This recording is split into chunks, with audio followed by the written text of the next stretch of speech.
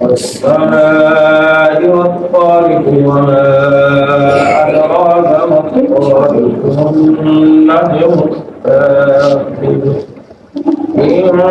كل نفس لما عليها حافظ فلينظر الإنسان مما خلق من ماء دافق يخرج من بين الصلب والترائب إنه على رجعه لقادر يوم تبلى السرائر